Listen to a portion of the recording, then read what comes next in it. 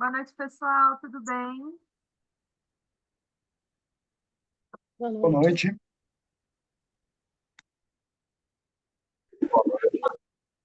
Opa, acho que não saiu meu som, agora tá liberado. Fico feliz que parece que tá rolando um jogo do Brasil, parece não que eu sei que tá rolando e as pessoas estão aqui focadas na aula. Então, de parabéns, fico muito feliz. Turma, boa noite. Tudo bem? Vocês estão me ouvindo bem? Sim. Estamos sim. Então tá bom. Vou esperar mais câmeras abrirem, porque afinal estamos aqui. Quero ver o rosto de vocês, ver se vocês estão curtindo a aula, se a coisa tá rolando. Só a santa da Eliette está com a câmera ligada. Vou esperar mais uns rostinhos aparecerem, porque são 3 aulas de aula. Ninguém merece olhar para o rosto só da Eliette. Vamos lá, quero ver mais rostos aí aparecendo para eu conhecer vocês, inclusive, por favor. Márcio, obrigada que atendeu aí a meu apelo. Aguardo os próximos, pessoal. Aê, Wagner, Luiz, obrigada. Vamos lá, quem mais? Quem dá mais? Dou-lhe uma, dou-lhe duas, dou-lhe três. Facilita muito a vida do professor, gente, que está aqui. Quando vocês abrem a câmera, é muito solitário e muito ruim não ter esse feedback, esse olhar de vocês quando a gente está dando aula. O online eu acho que ele funciona super bem, eu sou extremamente a favor, mas uma coisa que eu peço para contar com a ajuda é com a liberação das câmeras de vocês, ou pelo menos aí da grande maioria. Claro que a gente entende casos especiais que não possam ligar. Obrigada, pessoal. Melhorou muito, graças a Deus. Estou vendo vocês, obrigada. Turma, hoje a gente está aqui, muito prazer. Eu sou a professora Maressa, eu sou a fundadora da escola e a gente está aqui para falar de estratégia voltada à indústria. Vou dizer para vocês que é um tema que eu amo falar, porque quando eu comecei, eu sou engenheira, tá? Eu comecei trabalhando na indústria também, antes de me voltar hoje muito mais para a área da educação. E quando eu comecei a aprender o que era estratégia, mudou muito a minha forma de trabalhar e a minha visão das coisas. E eu espero que esse conhecimento que a gente traga aqui para vocês abra muito a visão de vocês com relação à contribuição que vocês estão dando para o todo, a forma que vocês vão desdobrar metas dos liderados de vocês. E se você ainda não lidera times ou tem talvez a gente lidere, às vezes não escreva indicadores, mas que você possa ir trazendo esses conteúdos para o seu dia a dia para que você coloque em prática muito rápido. Bom, já falei, eu sou engenheira mecânica pelo Mackenzie, já trabalhei na Volkswagen, já trabalhei na Volvo, trabalhei na Atlas Copco boa parte da minha carreira, daí foi um momento muito mais voltado à área comercial. Ainda como comercial, eu fui estruturar nosso escritório em Dubai, cuidava de 20 países do Oriente Médio, desenvolvi toda a nossa equipe de engenheiros e eu fazia. Por que eu dou aula de estratégia hoje, tá, pessoal? Além de eu cuidar da estratégia de capital humano, eu trabalhava muito com a execução da estratégia. A gente vai falar hoje que quando a gente trabalha numa multinacional, a gente nem sempre define a estratégia da nossa empresa. É muito difícil nós sermos os definidores da estratégia, mas a gente precisa cuidar sobre como ela vai ser executada. E é disso que a gente vai falar um pouquinho. Só lembrando das nossas avaliações, e aliás, já até falando das empresas que a gente trabalha, se vocês quiserem fazer uma coisa que eu gosto de fazer quando é nossa primeira aula, que é o seguinte: clica nos 3 pontinhos aí do lado da sua foto, da sua imagem, e você consegue se renomear. É, Se você quiser, você coloca o nome da empresa que você trabalha. Você coloca o seu nome, tracinho, o nome da empresa que você trabalha. É super legal para a gente trazendo contextos e exemplos aí que façam sentido para vocês que estão na aula, se vocês puderem, claro. Bom, lembrando das avaliações, hoje é aula 1, na aula 2 a gente faz uma atividade para nota, bem mão na massa, em grupo. Na aula Acho que eu deixei escrito a atividade 1 duas vezes, peço desculpas. Na aula 2, na aula 4, a gente faz a atividade 2 e a gente tem o quiz final também, quando acaba tudo isso das atividades qualitativas, tá bom? Dissertativas. E aí, pessoal, o que que a gente vai fazer hoje? A gente vai aprender a diferença entre tática e estratégia. A gente vai entender a estratégia de algumas empresas conhecidas e principalmente a empresa da estratégia que vocês trabalham. Hoje a gente já faz um mergulho na estratégia de onde vocês trabalham, que eu acho que isso é super importante. E aí a gente começa a entender como que as empresas fazem esse planejamento estratégico, tá? Basicamente, nossos objetivos. E você vai falar, poxa, Maressa, mas eu estou numa área tão técnica de repente, por que que me importa, né? Por que que eu devo me interessar? Por que que eu devo falar sobre estratégia? Pessoal, quando a gente entende estratégia, a gente evita algumas infelicidades, vou dizer assim, na nossa carreira e na nossa caminhada na empresa. Por exemplo, já aconteceu de você precisar de verba para algum projeto importante que você achava que ele precisava de investimento e aí essa verba não ser aprovada? Às vezes é uma questão de estratégia, não por sua culpa, mas porque a empresa tem uma estratégia, tem empresa que gosta de deixar a estratégia quase que como um segredo, o que está errado, a gente vai falar disso também. Às vezes a empresa não divulga bem essa estratégia e você estava achando que era para caminhar para um lado, quando na verdade o plano era caminhar para outro. Esse já é de cara um dos motivos que a gente precisa cuidar da nossa estratégia, cuidar, se interessar, gostar, curtir a estratégia. E aí, pessoal, tem um outro ponto que ele é super importante, que é o seguinte. Peraí, só deixa eu ajustar uma coisa. Eu tô tentando botar o mute em todo mundo e não tô conseguindo. Peraí. Tem, tem alguém que tá fazendo uma interferência de som e eu tô tentando mutar. Peraí, só um minutinho que eu não tô como anfitriã. Peraí, só um segundo. Me deem um segundinho, por favor. Pronto, já vou organizar aqui, pessoal, desculpa. Segunda coisa, né? Por que que isso importa para a gente, a estratégia? Ih, estão rabiscando minha tela agora. Por que que isso importa? Vocês viram que vocês conseguem escrever na minha tela, né? Por que que isso importa para a gente, pessoal? Às vezes a gente está liderando uma equipe e tem aquela sensação que o liderado, putz, não está entendendo o todo, que ele não está vendo como que a atividade dele se encontra com a atividade de uma outra área, uma entrega que a gente precisa fazer, problema de alinhamento estratégico.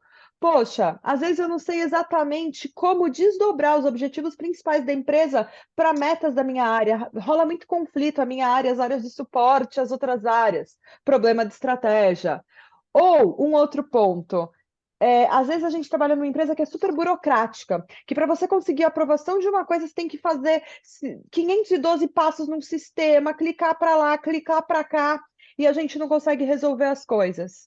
Às vezes isso é intencional, pessoal, e às vezes isso é parte da estratégia, porque a empresa quer justamente evitar que você tome ações que ela não quer que você tome. Então, vamos entender tudo isso, e esses são os motivos que a gente precisa amar a estratégia, porque ela dá um up muito grande na nossa carreira. Bibliografia para quem quiser. Especialmente, pessoal, para a gente que é indústria, esse livro de execução da estratégia, ele é fantástico. A gente vai falar no decorrer da disciplina de planejamento e de execução da estratégia, e no finalzinho, na nossa última aula, eu mostro para vocês o que, que é como construir, como a gente chega num BSC, num Balance Scorecard. Alguém de vocês já usa, tem BSC, o mapa estratégico colado na parede da empresa, faz parte da cultura da empresa, o Balance Scorecard ou o BSC? Se fizer, vocês vão saber, não vai ter dúvida. Se tiver direitinho, se fizer parte da cultura da empresa de um de vocês, vocês vão saber. Vocês já vão ter visto colado pelas linhas de produção, pelas áreas de escritório, de engenharia, de manutenção. Alguém usa, a empresa de alguém usa BSC, pessoal? Não? Beleza, vou entender que esse silêncio quer dizer não. Quem não quiser falar com palavras pode ir mandando no bate-papo. Mas a gente vai ver isso na nossa última aula. Gente, eu tenho um objetivo pessoal aqui, que vocês aprendam a amar a estratégia do jeito que eu amo, porque a estratégia, gente, é lindo de ver. Então, eu espero que vocês se curtam, que vocês se divirtam nessas aulas e nesses conteúdos que a gente vai trazer. E aí, já para entender um pouquinho do mundo de vocês, eu vou projetar aqui na tela um QR Code, porque eu quero que vocês votem. Vocês vão só ter que escolher. Vocês podem escolher mais de uma caixinha, mas já vou projetar aqui, ó. Peraí, um QR Code para vocês me responderem como que é a estratégia da empresa que vocês trabalham, tá? Então, vocês conseguem puxar pelo celular, e para quem já tiver pelo celular, eu mando no bate-papo, peraí. É mais legal pelo celular, tá, gente? Mas é só apertar um botãozinho também que eu vou pedir para vocês. Mas mandei aqui no bate-papo. Tá? Pode puxar o QR Code ou pode pegar pelo bate-papo. Basicamente, eu quero que vocês me respondam algumas coisinhas da estratégia da empresa que vocês trabalham. Tô vendo 5 pessoas já que conectaram. 7,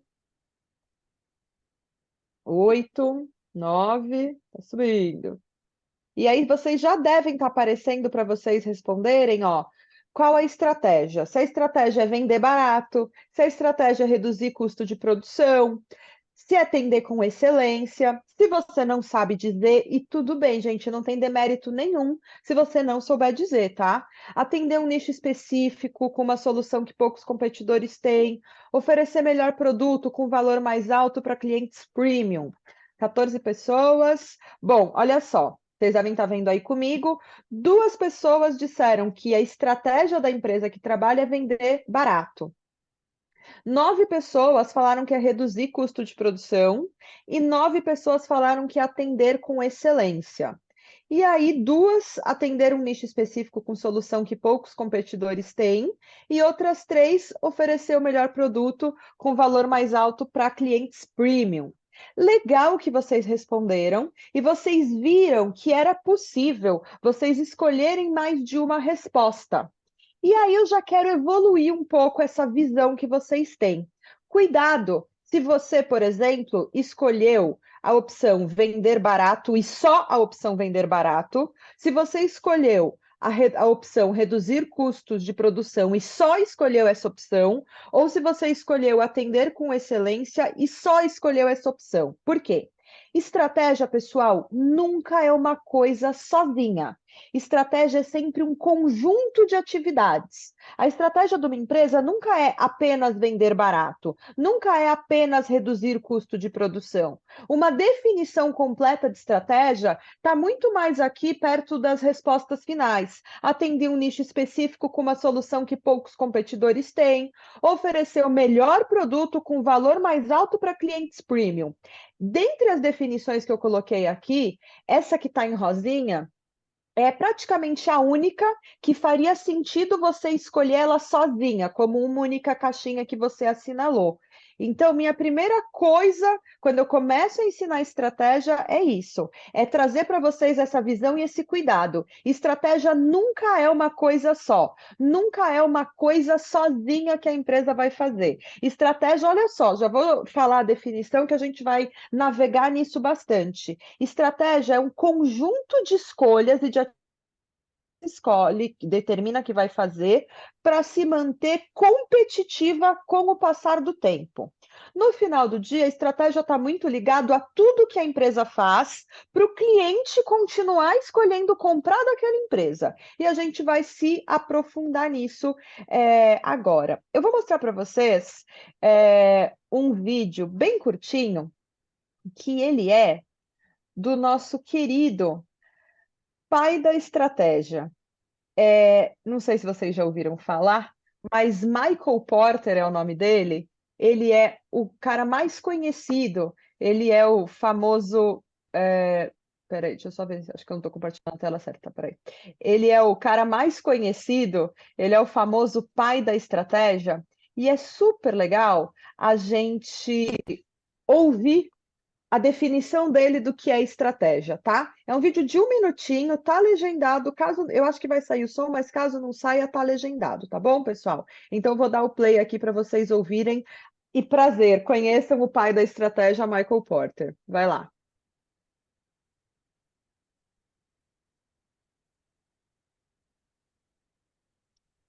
If we're going to have a good strategy, we've got to think clearly about what strategy is. And we've got to separate strategy from the other kind of goals and objectives and issues that managers often think about. On this slide are really the big three mistakes in terms of defining strategy. Mistake number one: my strategy is to internationalize. I hear that kind of thing all the time. My strategy is to consolidate my industry. My strategy is to ramp up my R&D budget. My strategy is to outsource more of my production. Is that a strategy? No. Those are steps that your organization may want to take. They may be good steps. They may be appropriate steps. They aren't a strategy. The strategy is what unique position will we be able to achieve? What's our advantage going to be at the end of the day as we take these steps cumulatively over time? That's the strategy part. The strategy part's about how are we going to be unique, how are we going to have an advantage, how are we going to sustain that advantage over time. The steps we take are not the strategy. But you'd be surprised how many companies get themselves fixated on a particular action that they want their organization to take, and that becomes the strategy. And of course, it then often drives the company literally off the cliff because they kind of don't understand why they're doing it and when they should stop doing it.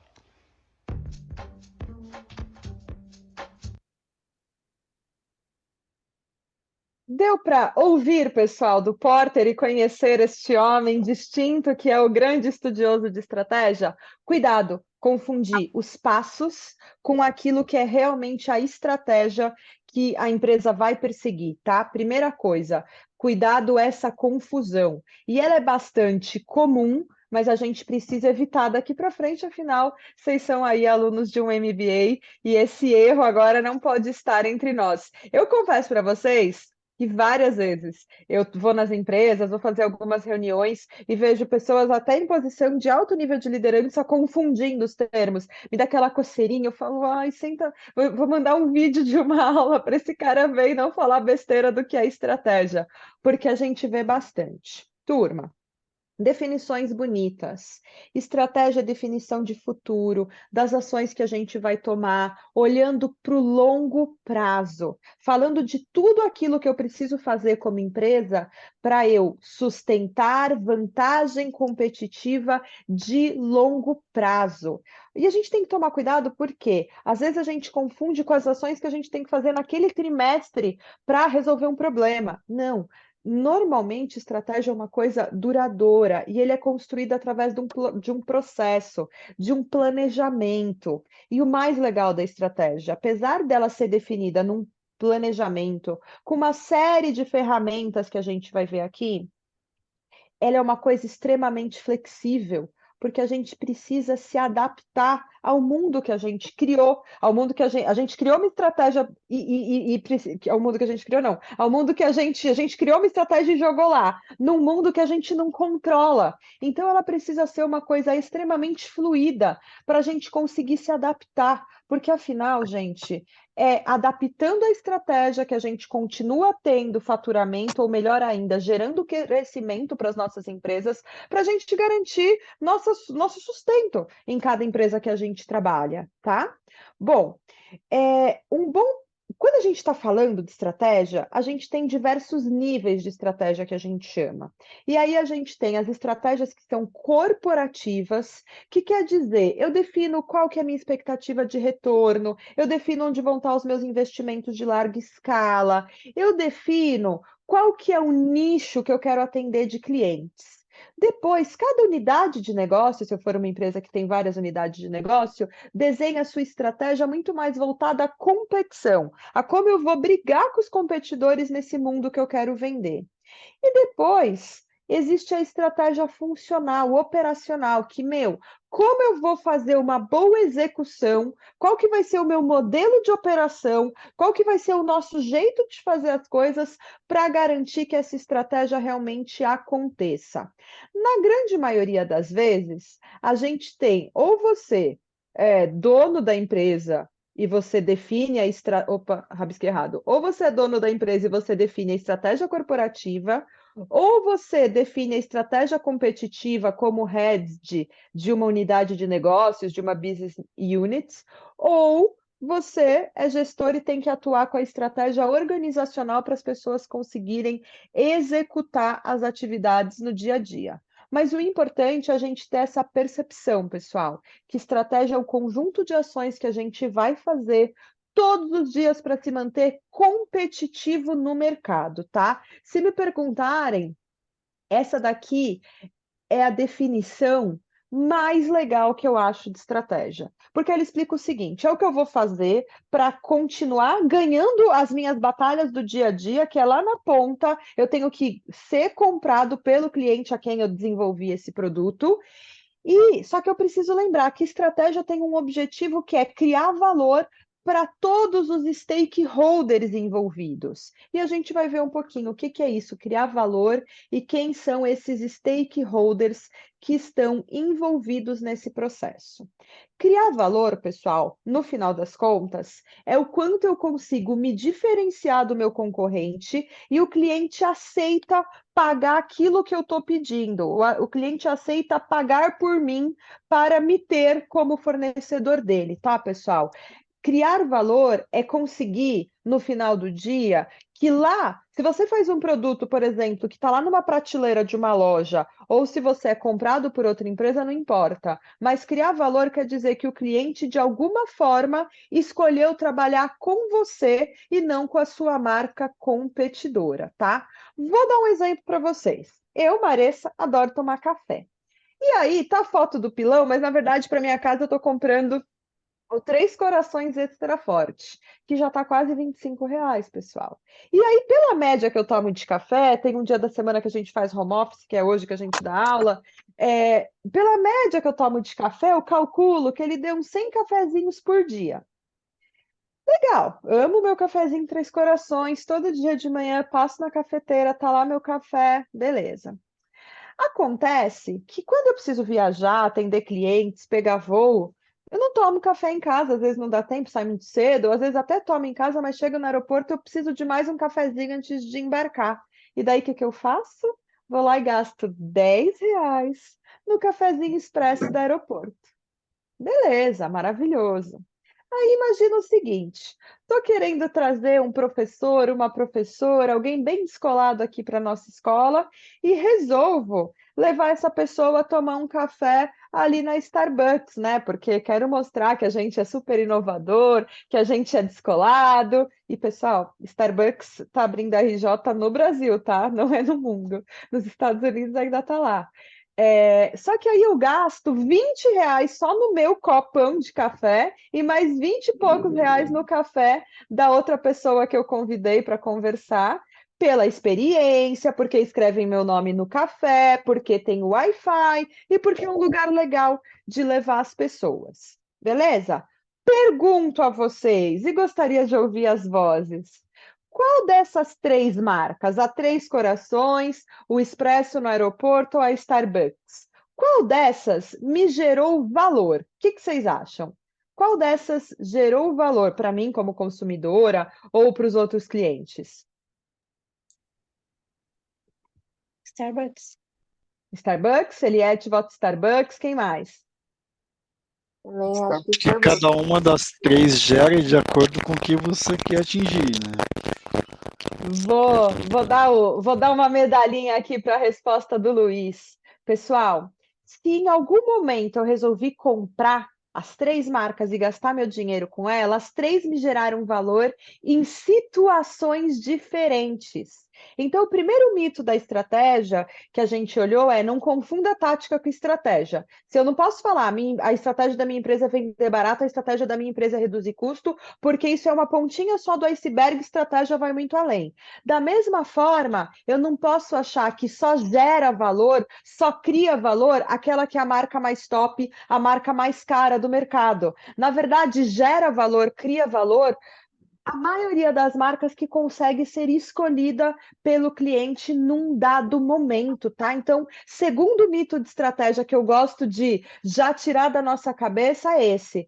para criar valor, basta você estar sendo escolhido para o cliente, basta ele perceber que vale a pena ter aqueles benefícios pelo dinheiro que você está querendo cobrar dele. E eu senti, uma hora foi da Starbucks, uma hora foi do Expresso, uma hora foi do café que eu compro aqui em casa. Tá certo, pessoal? Então, cuidado, não gera valor somente a marca mais cara. Gera valor e a gente vai olhar para a definição de criação de valor toda vez que uma empresa consegue fazer alguma coisa que chama a atenção do cliente e o cliente a escolhe por isso. Tá certo, pessoal? Bom, e aí, quando o Pai Porter, eu gosto de falar do Pai Porter, ele explica que quando você está pensando na proposição de valor de uma empresa, você tem que conseguir responder essas 3 perguntas aqui. E aí já é olhando muito o desenho de estratégia, estratégia naquele primeiro nível mais alto, que é a estratégia corporativa. Primeiro, para que clientes? Quem são os clientes dessa empresa? Vou falar aqui do capital humano. Quem são os clientes? Profissionais da indústria e a indústria em si que nos contrata. A gente nichou, a gente olhou para a indústria. Eu não sou uma escola, nós não somos uma escola que matricula 1 milhão de pessoas. A gente quer olhar para o mundo industrial, que é a nossa praia. Ponto. Definir que clientes. E aí a gente vai decidir que necessidades dos clientes a gente quer suprir, que necessidades a gente quer atender.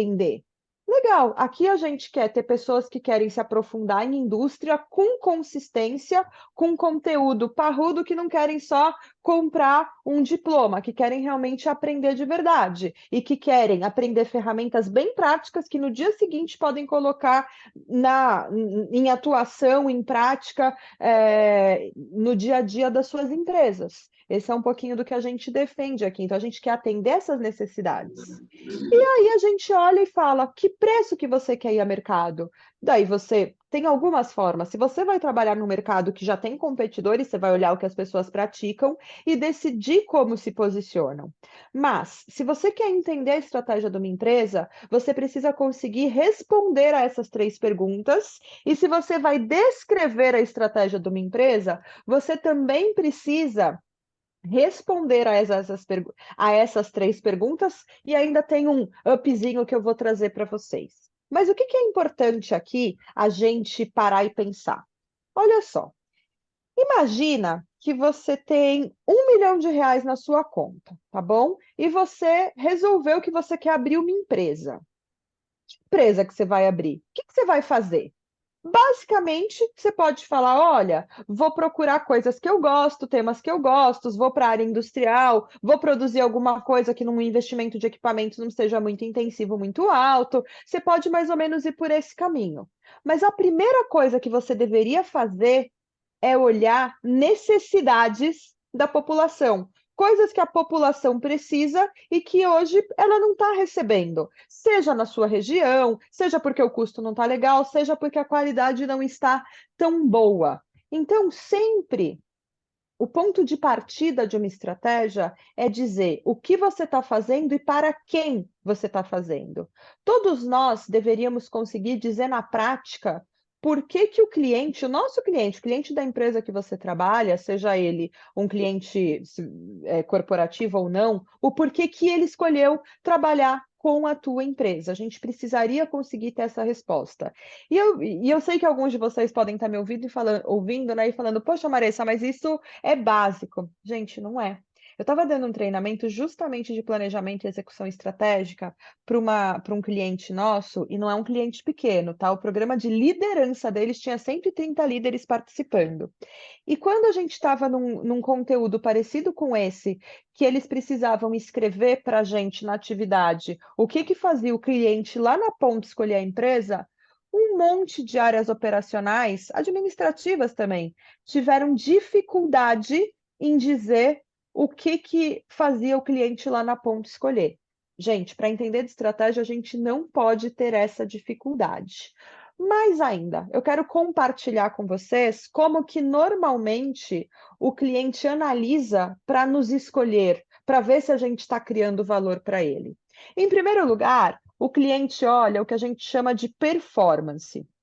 São todas as características, as funcionalidades, a inovação, até o peso da marca que o produto que eu estou vendendo oferece para ele. Imagina o seguinte: ele precisa saber se o meu produto, a minha solução, até mesmo o meu serviço, atende os requisitos mínimos de um fornecimento para ele. É a mesma coisa de você mandar seu filho, alguém ir no mercado e trazer para você Guaraná. Onde que a pessoa vai procurar Guaraná? No corredor de refrigerante do mercado. Todo cliente, quando vai fazer uma compra, ele procura o corredor de refrigerante do nicho de produto que ele precisa procurar. E aí ele olha as capabilidades, as funcionalidades mínimas, se esse produto ou serviço atende o requisito dele. Depois, ele começa a olhar o relacionamento. Como que essa marca me atende? Essa marca me trata bem? Essa marca tem um canal de atendimento? Esse fornecedor, por exemplo, corporativo, como que é a equipe de vendas e de pós-vendas? E depois o cliente olha preço. Mas o que é legal a gente saber?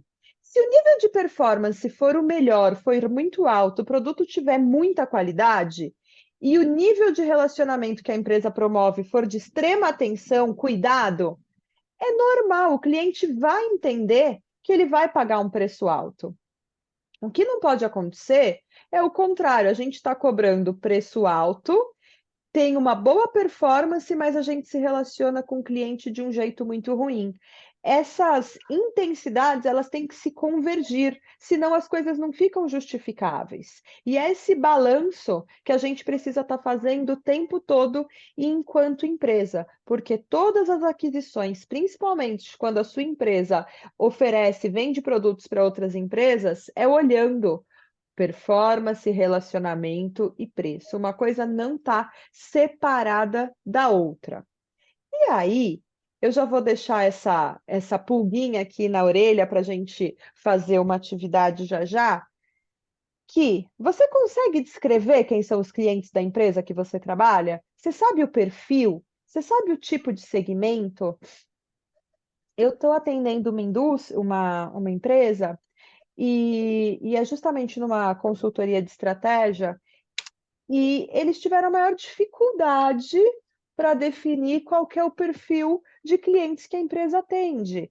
E o perfil deles, no caso, o que a gente precisava definir? Quem eram as pessoas que iam ser procuradas para testar produto, para homologar produto? E para eles era super difícil dizer quem era o usuário desse produto. E não é novidade, gente, não é a primeira vez que isso acontece. Aliás, para ser sincero, eu estou fazendo um trabalho com duas empresas aqui, ao mesmo tempo que as duas tinham essa dificuldade de definir quem são os clientes dela.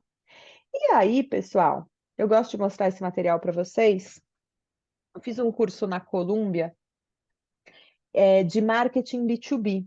É de marketing empresa para empresa, né? B2B quer dizer business to business, quando eu sou uma empresa que produz para outras. Por exemplo, eu estou vendo a Luana aqui da Cris Cintos. Até onde eu sei, a Cris Cintos deve vender para montadoras, né? Talvez para autopeças também. Mas eu não acho que eu não passo lá e compro um cinto aí para minha casa na Cris Cintos. É uma venda B2B. E eu fiz esse curso e a Colômbia explicou e me mostrou uma coisa muito legal que eu gosto de compartilhar com vocês.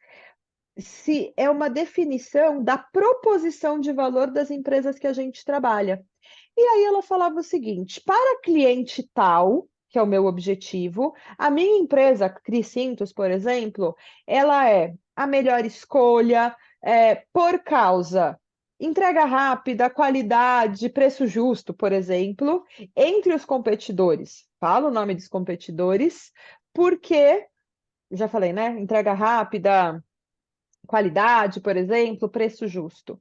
E essa declaração, quando a gente consegue fazer a respeito das nossas empresas, a gente está indo por um excelente caminho. E é esse o convite que eu quero fazer para vocês nesse momento, que vocês façam essa declaração de proposição de valor das empresas que vocês trabalham, pessoal. Eu queria que vocês escrevessem aqui no bate-papo para a gente conversar sobre os que eu for recebendo. Então, você vai escrever assim: para clientes do segmento piriri, piriri, piriri, o nome da sua empresa é o parceiro mais interessante, fiel, é o primeiro a ser escolhido, comparado com. Bota o nome dos seus concorrentes. Às vezes a gente está tão dentro de casa que a gente nem sabe com quem está concorrendo. A gente tem que saber quem é o nosso rival de mercado.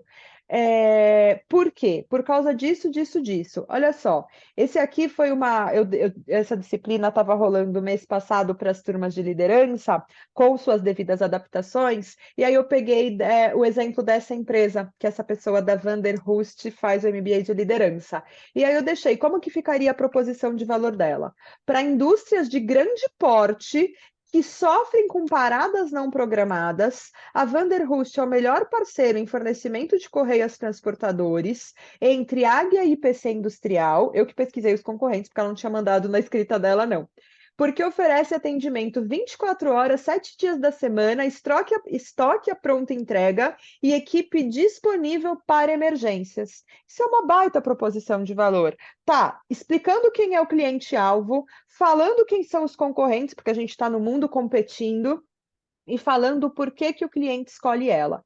E aí tá aí o modelo, esse é meu pedido de pequena mão na massa para vocês, que vocês consigam, escrevam mesmo o nome da empresa que vocês trabalham, e mandem aqui no bate-papo, já tô com ele aberto, esperando receber o texto de vocês, tá bom? Tô fazendo aqui no bate-papo para não dizer que abri Google Forms e etc. Podem mandar aqui para a gente ir fazendo essa discussão, tá bom? Vou dar uns minutinhos para vocês irem preenchendo. É para todo mundo mandar, tá, turma? Não é só para 2 ou 3, é para todo mundo. Esse exercício de analisar a empresa, e se você precisar olhar o site da tua empresa para isso, beleza, olha o site da tua empresa, não tem problema. Se a partir de hoje você começar a compreender melhor a estratégia de onde você trabalha, eu vou estar me sentindo assim extremamente feliz e com a missão cumprida, beleza? Dedinhos ao teclado, pessoal, bora lá.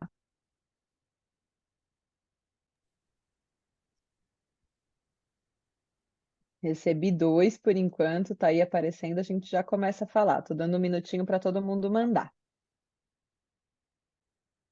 Ó, tô gostando do que eu tô lendo. Vou deixar chegarem mais uns, para daí a gente conversando. Recebi da Sinara, da Luana, da Luciana, Frederico e Rodrigo. Mandem mais, pessoal. Sigam no aguardo. E se alguém quiser falar também, fique super à vontade.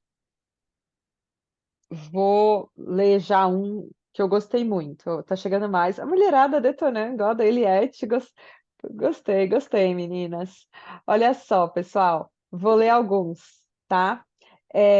Luciana Piovesan. Acho que fala Ico. É assim que fala, Luciana? Me corrija, tá? Se eu tiver falado errado, por favor. É Anco. Enco, obrigada. Isso. Enco, indústria de cosméticos. Olha que legal. Vocês fazem a proteção solar em bastão e a empresa só coloca a marca dela, é isso? Nós terceirizamos para clientes, então eles podem trazer a fórmula deles e nós só fabricamos, ou a gente desenvolve e vende para eles produtos dos nossos portfólios. Aí eles só colocam a marca deles.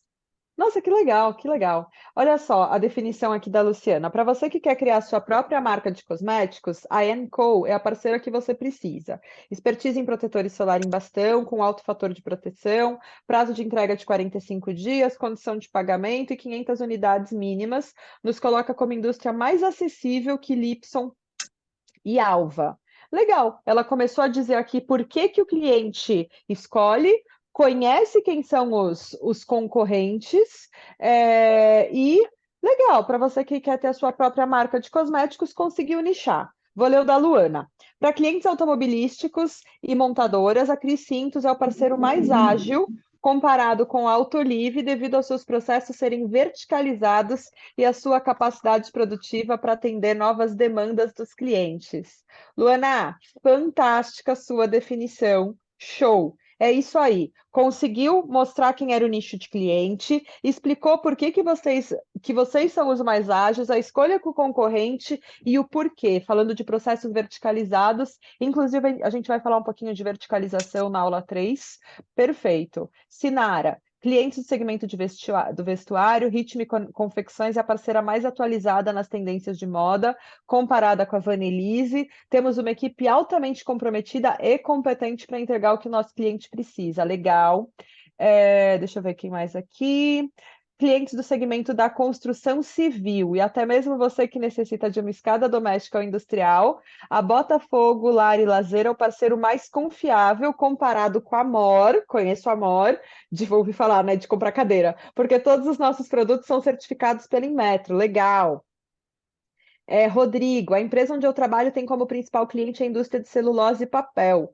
No Brasil, não temos grandes players da concorrência. Utilizamos o modelo B2B.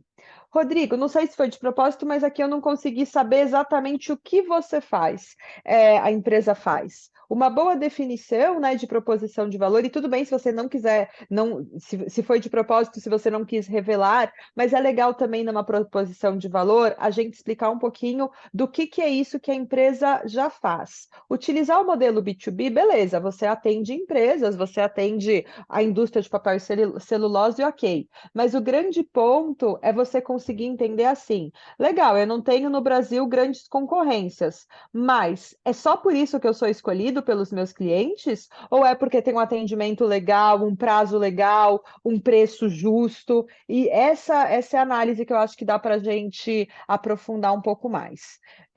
Multicortes. Hoje a Multicortes tem duas linhas de atendimento. Nossa estratégia é gerar o máximo de valor ao produto dos clientes premium. Segmento de prestação de serviço na indústria carnes. Destacamos no mercado com nossa qualidade. Somos procurados por qualidade e confiabilidade na entrega dos produtos. Legal, legal. Igor Barbosa, a empresa que eu trabalho tem seu principal cliente no mercado externo e possui muitos concorrentes, produz açúcar e álcool. A gente vai falar um pouquinho dessa competição quando a gente não escolhe preço, a gente só é um participante do mercado aí.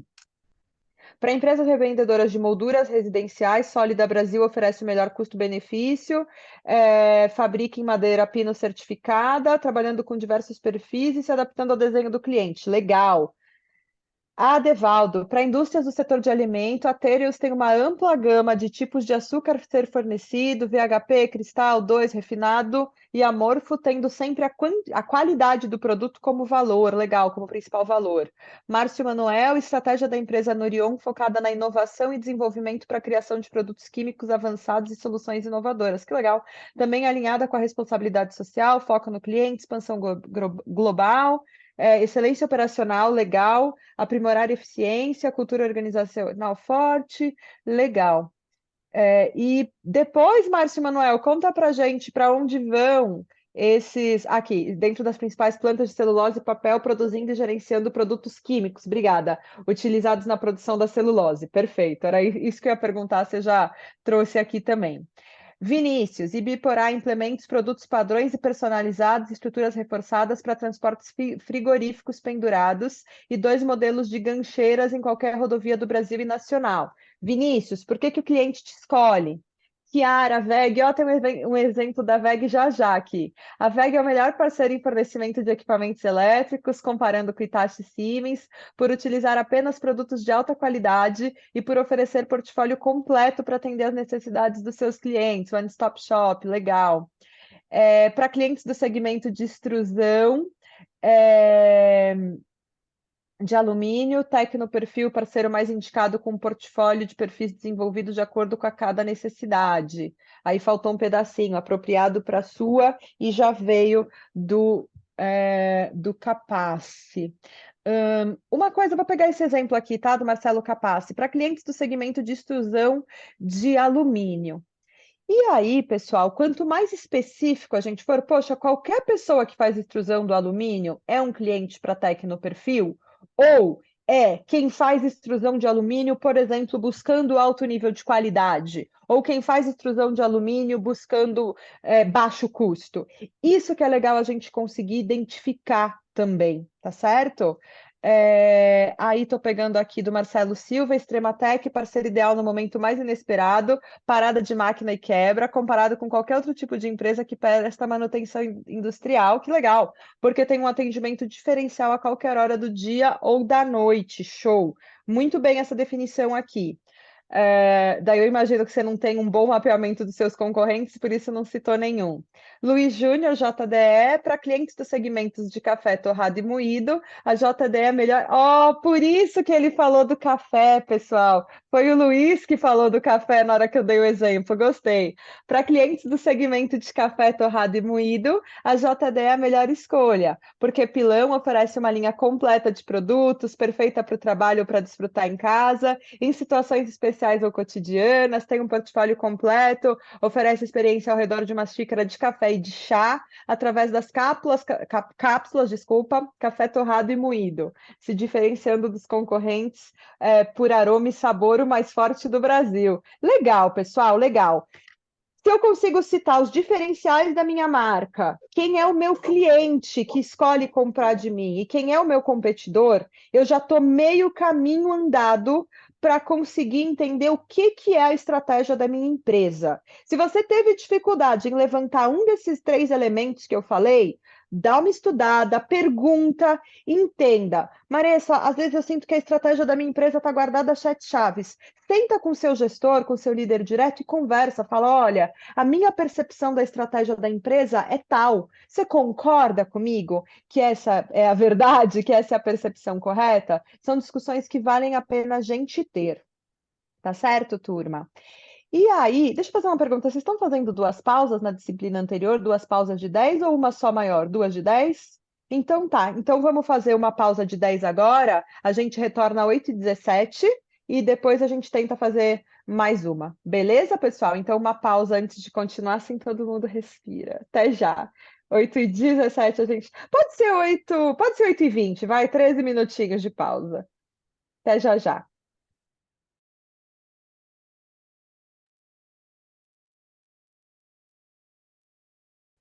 E aí, pessoal? Todo mundo de volta?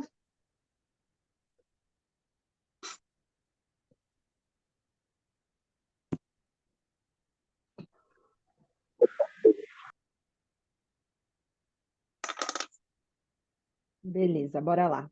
Turma, a gente estava falando que estratégia é um conjunto, uma atividade de coisas. Vou fechar aqui, começou a ventar. É uma que a estratégia é um conjunto de coisas e de ações que a empresa faz para se manter competitiva a longo prazo no mercado. E aí, o grande objetivo da estratégia é criar valor para os stakeholders. Legal, mas o que são stakeholders? Stakeholder, pessoal, é todo mundo que de alguma forma se beneficia ou é afetado pela empresa em si. E aí eu posso ter os acionistas, os donos, seja o acionista, sei lá, de uma Petrobras, que você compra ações, ou o acionista, porque a empresa é uma empresa que tem alguns acionistas majoritários, seja o cliente, seja os fornecedores, seja os colaboradores, seja a sociedade. Todo mundo são stakeholders dessa empresa. A diferença é que cada um percebe valor de um jeito. Enquanto o acionista quer ter retorno sobre o capital investido, o cliente quer perceber o maior valor, ter a melhor relação custo-benefício com que ele adquire. O fornecedor quer ter a melhor margem possível com a relação. O colaborador quer ter o salário, benefício, promoção, o salário emocional, que a gente fala agora também. E a sociedade vai se beneficiar dos empregos gerados, dos programas de benefício que a empresa vai fazendo. Todos esses são stakeholders, tá? E aí a gente pode realmente ir fazendo mapeamentos, e às vezes, pessoal, os interesses dos stakeholders conflitam. O que acontece é que a empresa acaba priorizando alguns stakeholders em detrimento a outros. Por quê? A gente acaba priorizando o acionista, o cliente, os fornecedores, os colaboradores, os parceiros de negócio. Eles importam muito mais, por exemplo, do que um sindicato, do que a imprensa, digitei errado, desculpa, do que um órgão governamental, do que uma comunidade internacional, porque todos esses seriam stakeholders e a empresa acaba privilegiando, escolhendo alguns em detrimento de outros. Só que, de novo, normalmente os stakeholders que são mais ouvidos, né, são os acionistas e os clientes, tá? E aí, olha só, o acionista enxerga o valor econômico absoluto, então é o dividendo, é o ganho de capital. O cliente olha o desempenho, o preço que ele está disposto a pagar e os atributos do produto ou do serviço que ele está ali comprando, tá? Para o acionista, tem alguns fatores que determinam esse valor: a efetividade operacional, a diferenciação. Para o consumidor, gera custo a diferenciação, o desempenho, aquilo que a gente falou de performance, e o próprio custo que ele está vendo colocado. Tá certo, pessoal? Isso acaba se retroalimentando como um ciclo. Exemplo, se a gente for lá no site da Mafre, eles falam para eles falam para a gente quem são os stakeholders estratégicos e os stakeholders necessários. Os estratégicos, que eles acabam mais olhando, eles apresentam como os colaboradores, os fornecedores, os segurados, os corretores e a comunidade em geral. Como necessários aparece a mídia, o meio ambiente, os acionistas e o governo. E eu acho muito curioso eles colocarem os acionistas como necessários e não estratégicos, mas pensem nisso. E aí, pessoal, surge uma pauta de alguns anos para cá, que é a ESG, que significa que as empresas estão olhando mais para as questões ambientais, para questões sociais e para as questões de governança, de compliance e todas as diretrizes da empresa. Quando surge esse aumento da preocupação com ESG, e a gente vai ver lá na nossa última aula grandes empresas colocando métricas importantíssimas de ESG como foco dos seus negócios, a gente vê que a importância de vários stakeholders que não eram usuais, elas começam a aumentar, tá certo? E olha que interessante, em 2021, 5 mil empresários foram ouvidos de 29 países. 89% deles apontaram que essa pauta ESG é importante para os negócios, enquanto 90% falaram que as práticas de ESG podem melhorar a imagem das companhias. E aí fica aquela discussão: as empresas estão realmente preocupadas com ESG ou elas estão usando isso como um reforço das suas imagens? Que elas estão trabalhando por ESG, eu não tenho dúvidas, especialmente quando as empresas são intermediárias. Então, digamos que eu sou uma empresa que, sei lá, fornece para a Nestlé. A Nestlé começou a olhar como eu me comporto com relação ao ESG. E aí eu tenho que correr atrás dessa nova demanda, que já não é tão nova assim. Bom, dito isso, eu espero que a essa altura já esteja claro para vocês a diferença de estratégia e tática. Tática é uma ação que eu tomo, estratégia é o conjunto de coisas que eu preciso fazer. Então, por exemplo, vou usar algumas ferramentas operacionais, vou usar a internet para vender, vou instalar o TQM, vou instalar o TPM na minha indústria, vou fazer coisas que aumentam minha eficácia operacional, vou fazer as coisas de um jeito melhor do que o concorrente faz, e tudo aquilo que são ações isoladas que podem ser imitadas são táticas. Agora, quando eu estou falando de estratégia, eu estou falando de fazer um conjunto de coisas de uma maneira diferente e um conjunto de atividades consistentes que uma vai gerando valor para a outra. E eu quero que esse conceito de atividades que geram valor uma para as outras, esse conceito comece a ficar cada vez mais claro para vocês no decorrer dessa aula. Lembrando, estratégia é sobre criar valor para os stakeholders para sustentar a vantagem competitiva a longo prazo.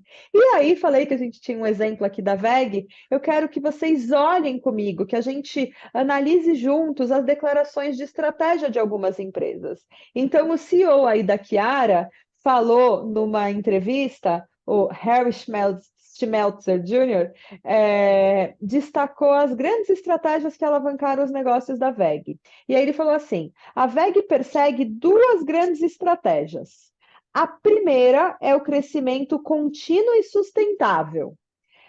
E aí eu já vou falar da primeira. Pessoal, isso é estratégia de qualquer um. Estratégia é a receita de como você vai perseguir crescimento contínuo e sustentável. Quando ele fala isso como uma estratégia, na real ele nem precisava falar, porque essa é a definição de estratégia. São as ações que você vai fazer para continuar crescendo de forma sustentável no mercado. Aí a segunda, acho que ele capricha muito mais.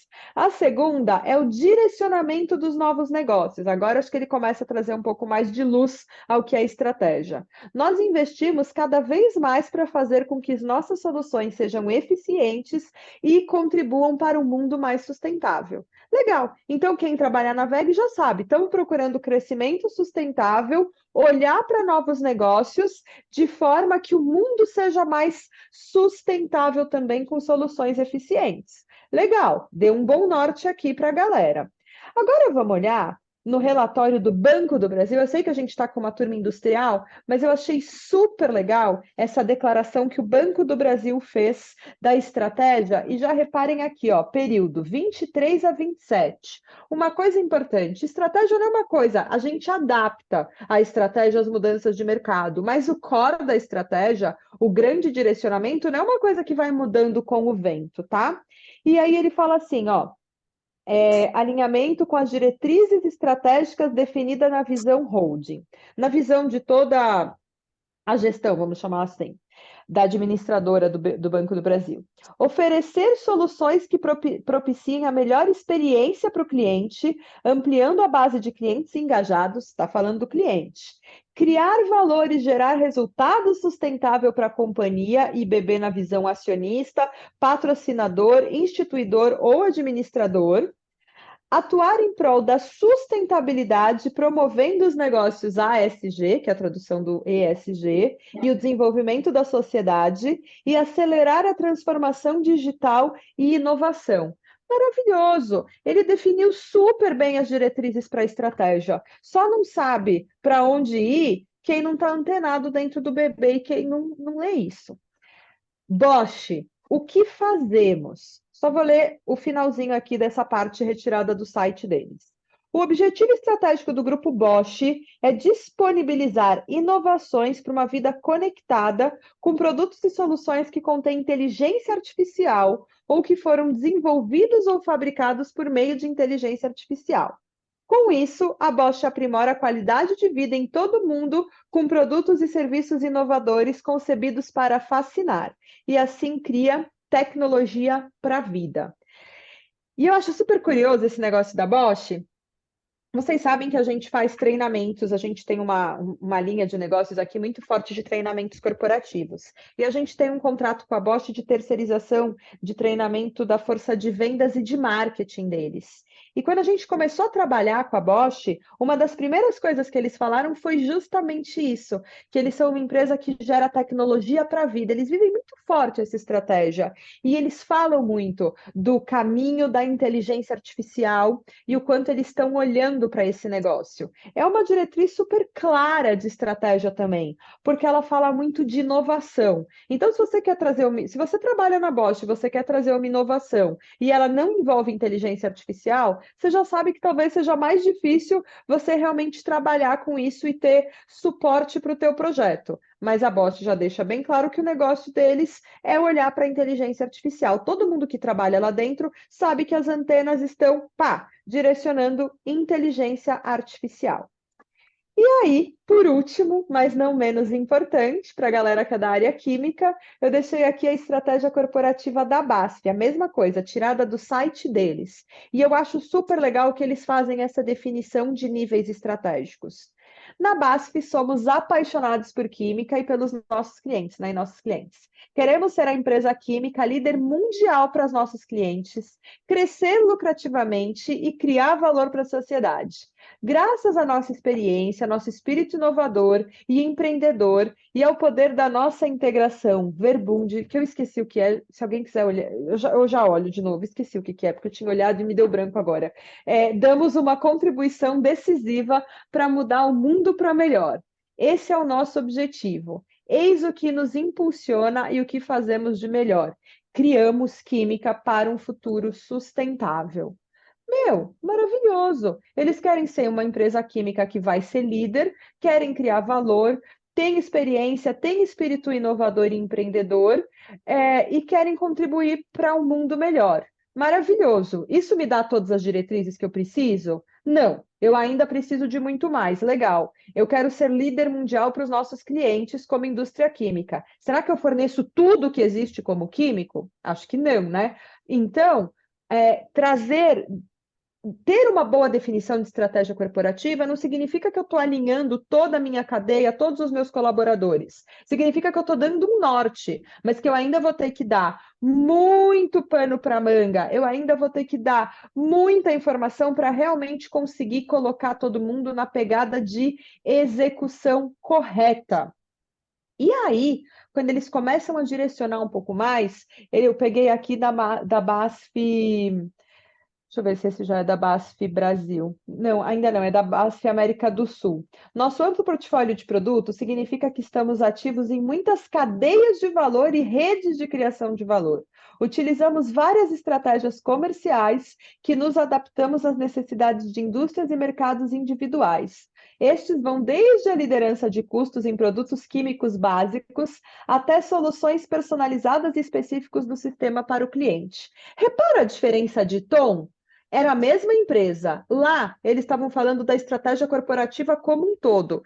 Química para a vida. Aqui eles já estão falando muito mais de como eles estão competindo com estratégias comerciais, que eles são parte de cadeias de valor. Quando eles vão descendo esse nível da estratégia, eles já estão chegando aqui naquele nível de estratégia competitiva, das unidades de negócio e das operações. Percebeu a comunicação? A BASF faz uma comunicação muito legal da estratégia dela, porque ela vai fazendo esse desdobramento. Márcio, obrigada. Verbund é a integração física da produção, plataforma de mercado e das tecnologias que unem os nossos negócios. Muito obrigada, Márcio. Show, valeu pela contribuição. Turma, e É, aí, já guardem. Brigadão. E aí, pessoal, já guardem isso aqui, ó. Esses vão desde a liderança de custos em produtos químicos básicos. O que que quer dizer essa liderança de custo em produtos químicos básicos?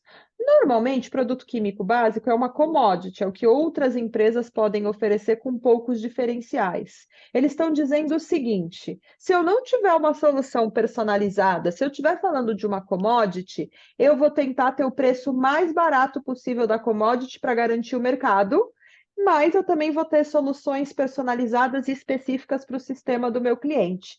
Baita definição boa de estratégia competitiva, tá? E aí a gente já fez o nosso intervalo 1. E aí, pegando essa linha, eu vou compartilhar com vocês 2 filmes falando de uma empresa aérea americana chamada Southwest, porque é lindo de analisar a estratégia que essa empresa fez, tá? O primeiro vídeo tem uns 5 minutinhos e o outro é o dono da Southwest falando. Então, peraí que eu vou compartilhar aqui de um jeito que vocês ouçam. Peraí, me dê um segundo, que eu também preciso pôr o. Peraí. Beleza. Vai estar legendado, tá? Ele é todo em inglês, então vocês vão ter que. Eu vou compartilhar o som também para quem consegue falar inglês, mas eu vou. Vai estar legendado também, tá? Eu não vejo o rostinho de vocês agora, porque eu estou compartilhando o vídeo. Se precisarem falar comigo, tem que liberar o volume de vocês. Deixa eu só ver se eu pus a legenda certo. Eu preparei um pouquinho antes.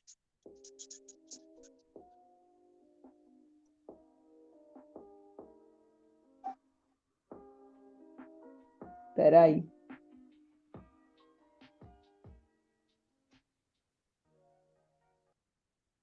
Southwest Airlines is the most flown airline in the United States, with well over 100 million passengers a year and sometimes operating 4,000 flights. Só voltando aqui.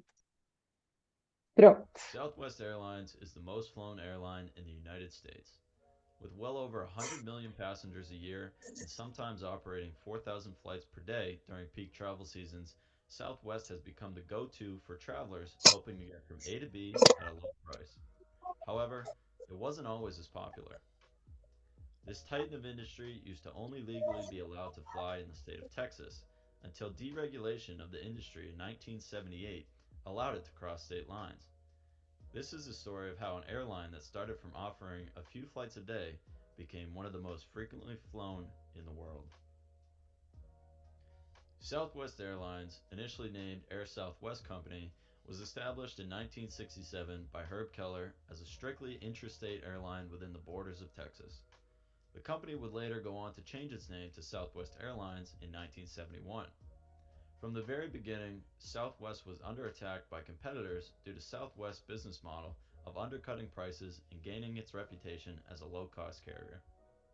Southwest was able to win the lawsuits filed by their competitors due to their exemption from regulations that national carriers had to follow, thus allowing the company to grow significantly within the state of Texas. In 1978, the airline industry was deregulated by the introduction of the Airline Deregulation Act. This new legislature removed government controls over fares, routes, and new entrants, essentially turning the industry into a free market. This paved the way for Southwest to branch out into interstate service and to deploy its already very successful business model on a much larger scale. However, they did it with caution. As the new age of a deregulated airline industry settled in, many low-cost carriers rushed to grow as quickly as possible, but unfortunately spread themselves too thin trying to capture the new market.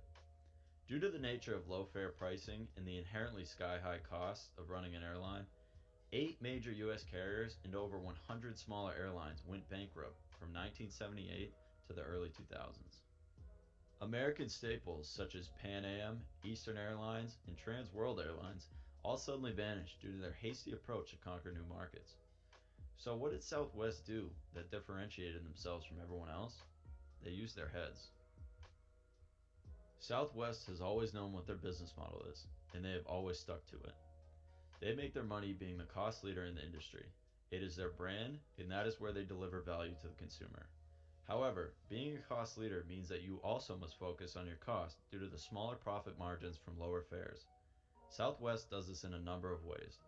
First and foremost, the company only uses one type of aircraft, the Boeing 737. This diminishes the cost of maintaining their planes since they all use the same parts. Another signature Southwest feature is that the company's flight staff begin cleaning the plane before it has even landed. They will even let you help if you want. Since the company only makes money when the planes are in the sky, cleaning the plane ahead of time allows for a quick turnaround at the gate and to get new passengers on as fast as possible. Southwest is also a master marketer, and their secret is to use humor to sell tickets. Pessoal, parar de compartilhar esse. Vocês já devem ter ouvido e visto, a Southwest é uma baita de uma companhia de aviação que opera só nos Estados Unidos. Ela veio um pouco, se a gente olhar um pouco o caminho da Azul, que usou aeroportos que não são os principais e que fez preços interessantes, é mais ou menos, na verdade é muito mais profundo que isso, mas é um pouco disso. E o que eu acho super legal da Southwest? Vocês sabem o quanto esse mercado da aviação é competitivo, é complexo e é difícil ganhar dinheiro. Se vocês forem pesquisar, vocês vão ver que a Southwest se manteve competitiva no mercado por mais de... lucrativa, por mais de 45 anos. Então, assim, eles não são brincadeira. E o que foi a grande visão deles? Olhar para pessoas que não estavam voando de avião naquele momento nos Estados Unidos. E, peraí, deixa eu dar play aqui que eu já vou deixar pronto o outro vídeo que eu vou mostrar para vocês. Mas o que eu acho mais curioso disso tudo é o seguinte, a Southwest, pessoal, quando a gente fala uma companhia de baixo custo, o que eu acho mais interessante é que mesmo sendo uma companhia de baixo custo, o atendimento deles era muito bom. Eles fizeram todo um processo, porque você pensa, é uma companhia que vende ticket barato, então o atendimento é ruim. Não, o atendimento não era ruim. O atendimento é, na verdade, muito cativante e é assim até hoje. E aí eu vou pôr para vocês um pouquinho do fundador... Peraí. o fundador da Southwest falando, uma entrevista que ele deu, depois até mando o link para vocês, é uma entrevista gigante, de mais de 1 hora, é um jornalista de aviação falando com ele, mas eu quero mostrar só, peraí, deixa eu só dar play aqui.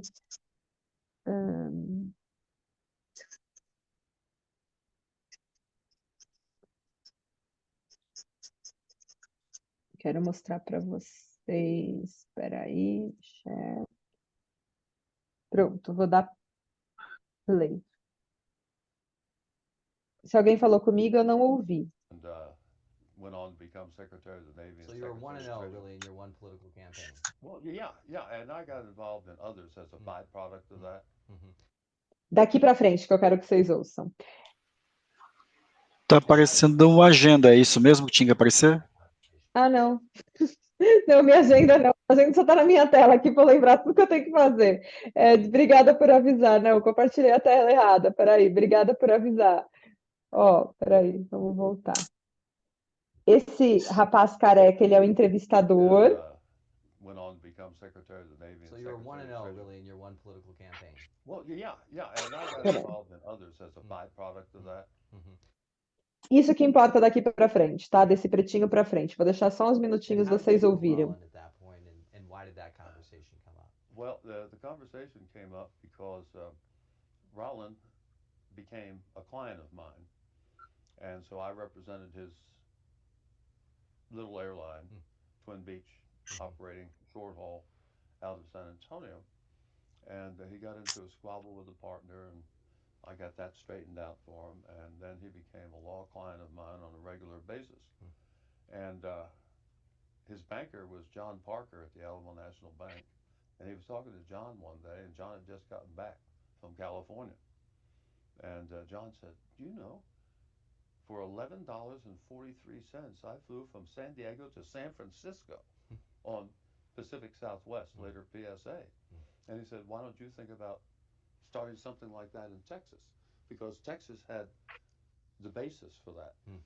Large state, large metropolitan areas, far enough apart to justify flying, you know, and so at first I was kind of skeptical and said to Rollin, you know, I'm not so sure this is a good idea. But then I spent time researching PSA in California, and I said, hey, this could really work. What did you learn from PSA? Well, they were a low-fare, low-cost airline, but they also had a certain, I guess you would say, panache with respect to the way that they talked to passengers and made jokes on the airplane and, you know, wore hot pants, things of that nature. And so they served as kind of a role model.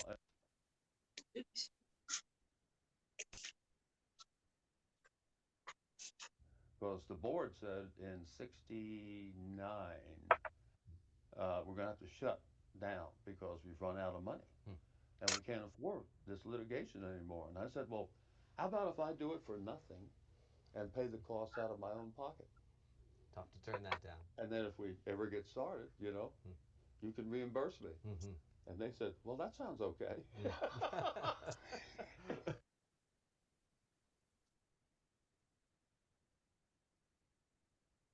Bom, pessoal, e aí, esse é o Herb Kelleher, ele foi o fundador da Southwest, e só para contar um pouquinho da história dele, ele era advogado, ele tinha um escritório de advocacia no Texas, e ele conhecia muita gente. E falaram para ele de uma oportunidade de negócio. Nossa, vi uma companhia aérea regional na Califórnia, por que você não faz igual?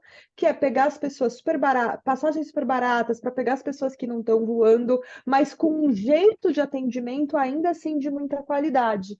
E aí, isso foi abrindo os caminhos. Depois ele conta um pouquinho do que ele foi aprendendo com a mãe dele, que todo mundo devia ter oportunidades iguais. É super legal a visão que ele traz. E uma coisa que foi super interessante foi, começaram a criar uma série de legislações para eles não operarem, porque as grandes começaram a politicamente brigar para criar legislações contra companhias aéreas. E foi isso que ele conta nesse momento, que por 4 anos ele teve que usar de novo o diploma dele de direito de advogado para defender a companhia e tinha acabado todo o dinheiro que eles tinham para trabalhar. Ele começou a trabalhar de graça como advogado da companhia para tentar fazer a coisa se manter, a coisa ficar sustentável.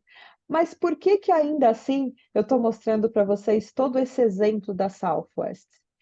Porque ela foi uma empresa que definiu um nicho, atender um estado específico. Ela definiu que precisava trabalhar com muita experiência, com muita eficiência operacional, e ela definiu uma série de atividades que ela precisava fazer para manter sua vantagem competitiva sustentável. Então, eles vieram para o mercado oferecendo serviço limitado para o passageiro? Sim, não marcava assento, não tinha refeição e não transferia bagagem se fosse voar de uma companhia para outra, se fosse uma conexão. Você, como passageiro, tinha que ir lá pegar sua mala e checar no outro avião. Pararam de usar agente de viagem, que era super comum na época, começaram a fazer as coisas diretas. Olhando do mundo da eficiência, vocês viram falando no vídeo, avião para ganhar dinheiro tem que estar no ar. Então, eles faziam as paradas de solo dos aviões de 15 minutos. É praticamente um pit stop da Fórmula 1 para um avião. Descarregar 100, 200 pessoas e carregar de novo tudo isso em 15 minutos. Para quê? Porque eles identificaram que uma ação super importante era ter uma alta taxa de utilização das aeronaves. Outra coisa que eles fizeram, que foi o suprassumo, padronizaram os Boeing 737 como da frota. Por quê? Treinamento de manutenção era de uma aeronave só, peça de reposição era de uma aeronave só, todo o time de operação ficava mais eficiente para fazer as paradas de avião, de solo. A padronização foi uma coisa super importante. Eles usavam aeroportos secundários dentro dos Estados Unidos. E tudo isso, repara que eu fui fazendo um monte de linha aqui quando eu construí esse diagrama. Tudo isso, pessoal, são atividades que uma vai gerando valor para a outra. Então, se eu tenho alta utilização de aeronaves, eu consigo gerar preços baixos de passagem. Se eu tenho uma equipe enxuta e altamente produtiva, eu consigo fazer alta utilização dessas aeronaves. E aí, uma coisa vai gerando valor para a outra. E olha que interessante. Normalmente a gente pensa, era uma companhia de tarifa barata e que precisava reduzir custo operacional para sustentar esse valor barato. Então, o atendimento devia ser uma droga. Não, as equipes eram muito boas. Por quê? Eles entenderam que era necessário cativar o cliente. Eles pagavam bem os funcionários e, inclusive, pagavam com ações da empresa esses funcionários, quando era PLR, bônus e etc. Esse mapa está aqui, pessoal, para a gente entender o quanto de ações importantes a empresa precisa fazer e essas ações precisam se interligar. Uma precisa fortalecer a outra.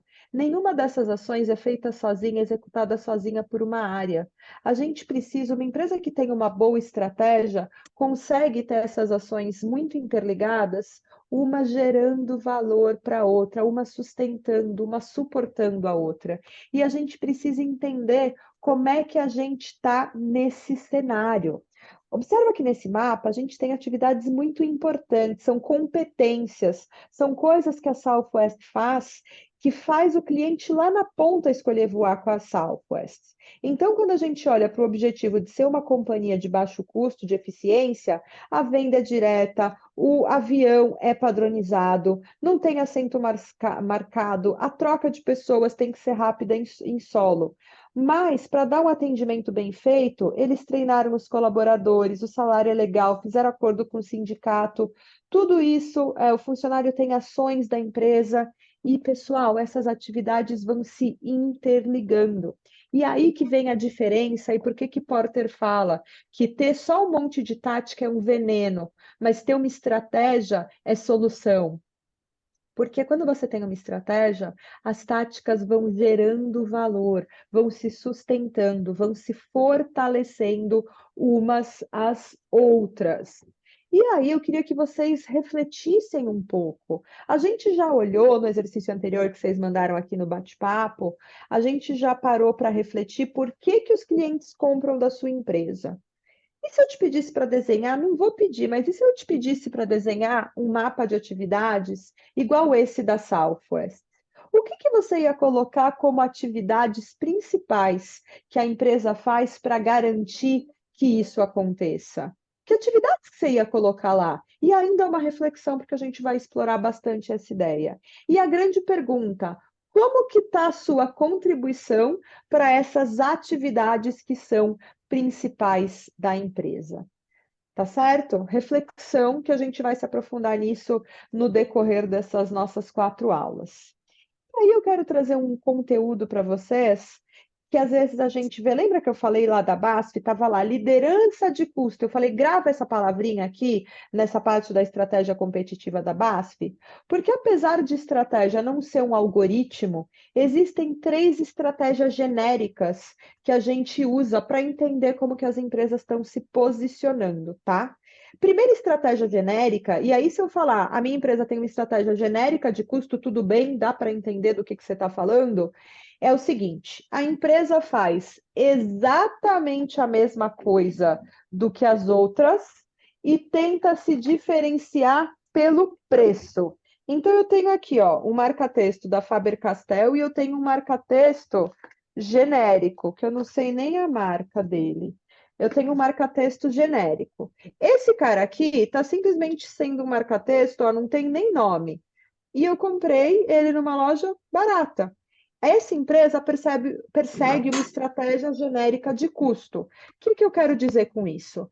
Ela faz o mesmo produto, com os mesmos benefícios, com as mesmas características dos outros, mas ela tenta fazer com que o cliente escolha comprar dela por causa do preço que vai ser mais barato que os outros. Estratégia de custo. Eu tenho um produto igualzinho aos meus concorrentes, super similar, que não muda em nada na estrutura de competição, e eu tento fazer meu cliente comprar por conta de preço.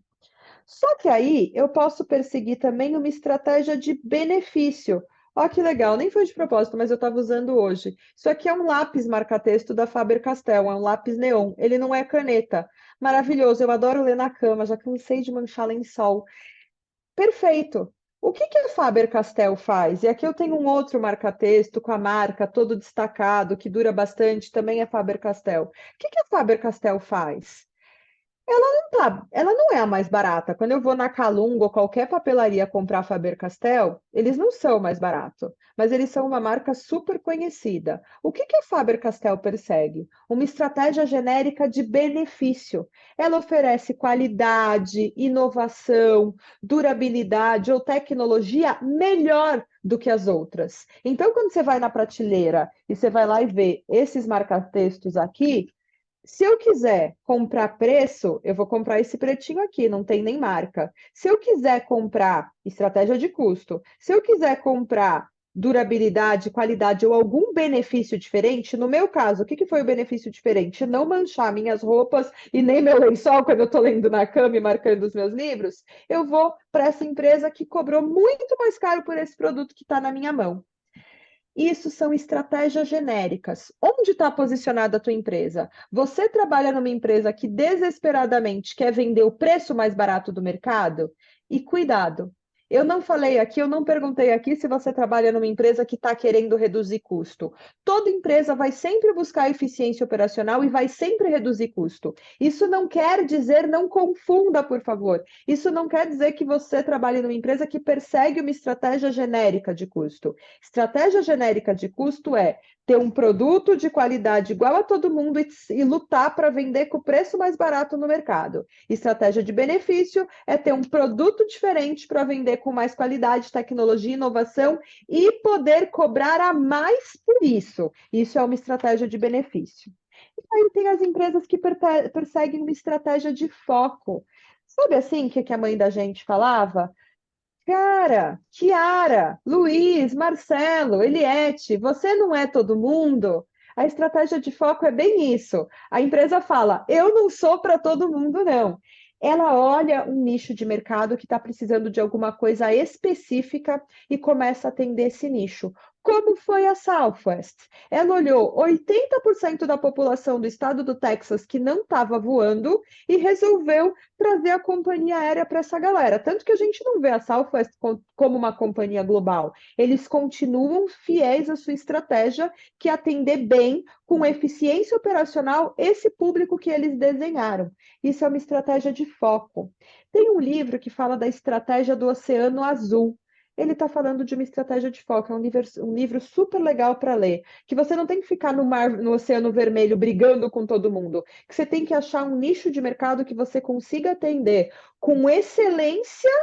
Lembra, eles atendem com excelência. O atendimento da Southwest é maravilhoso, com excelência de atendimento e, ao mesmo tempo, eficiência operacional, que isso vai te fazer lucrar pra caramba. Lembra? 45 anos continua sendo lucrativa de mercado. De novo, meu grande cuidado, não é porque sua empresa busca eficiência operacional e todo mês tem um programa diferente para reduzir custo, que ela persegue uma estratégia genérica de custo, tá? Muito cuidado.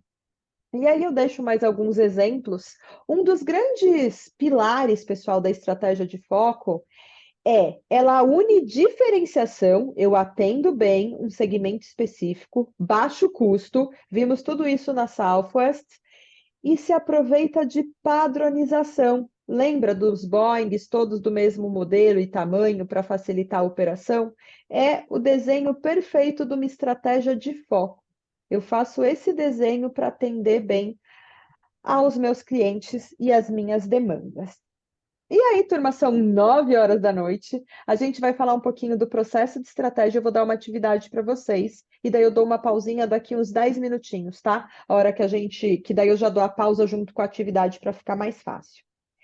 A gente foi vendo até agora, pessoal, o que é estratégia, o que eu faço para gerar vantagem competitiva sustentável, o que é criar valor, quem são os stakeholders para os quais a estratégia cria valor. A gente já falou um pouquinho das atividades estratégicas das empresas. A gente já falou, agora no final, dos tipos genéricos de estratégia: estratégia de custo, estratégia de benefício e estratégia de foco. Mas como é que funciona um processo de desenho de estratégia? Basicamente, rola uma análise para o desenvolvimento de estratégia, depois a gente vai para o planejamento de estratégia e depois a gente vai para um alinhamento e organização. E a gente vai falar um pouquinho de cada um desses processos, até aqui o final, de monitorar e aprender o testar e o adaptar no decorrer das nossas aulas. Esse é todo o processo de gestão da estratégia. Então, às vezes, a gente fica olhando para as pessoas que trabalham com estratégia e acha que o trabalho é moleza. Não, não é não, porque tem muita adaptação. Mas vamos lá, como é que a gente faz a formulação de uma estratégia? Normalmente, depois que quem criou a empresa, definiu que necessidades e com que preço você ia atender, é escrita a declaração de visão, missão e valores da empresa. Não sei se você sabe, mas isso é um elemento de estratégia. Para a gente, não adianta ter uma estratégia e não comunicar, não alinhar, não avisar para as pessoas para onde eu estou indo. Ter missão, visão e valores é sim um elemento de estratégia. E aí, depois de desenhar missão, visão e valores, as empresas vão fazer análises internas. Quais que são minhas vantagens competitivas? Como que eu vou gerar valor? Depois a gente vai para análise externa. Como que é meu cenário macroeconômico, político, o meu meio ambiente? Aí a gente vai olhar as forças de Porter, olhando um pouco o cenário competitivo. E aí eu vou olhar uma visão consolidada, que a gente pode usar o SWOT, e eu vou trazer mais uma ferramenta para vocês que eu amo utilizar e tenho usado nos planejamentos estratégicos dos nossos clientes, que é o VRIL, que é maravilhosa, tá? Esse é o processo de análise para formulação da estratégia.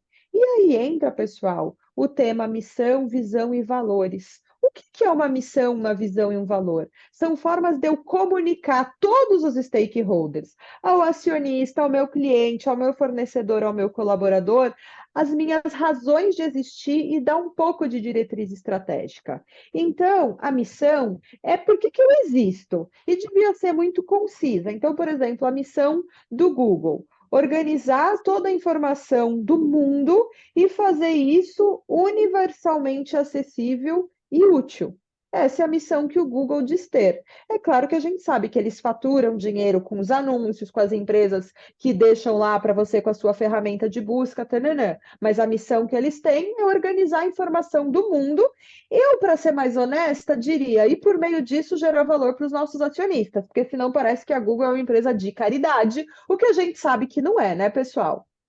Bom, visão.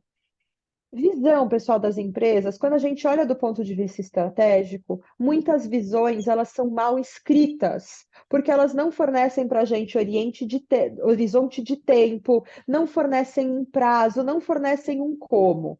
Mas o que ela deveria ter? Uma meta mensurável de onde a empresa quer chegar com a definição do nicho e com a definição do tempo, não só definir um alvo. E aí, um bom exemplo de visão a gente tem do Kennedy em 61. Pousar um homem na Lua e trazer de volta o bendito em segurança antes do final da década. Explicou exatamente o que iria fazer, com quem e dentro de qual período de tempo. Uma visão, uma declaração completa e perfeita de visão.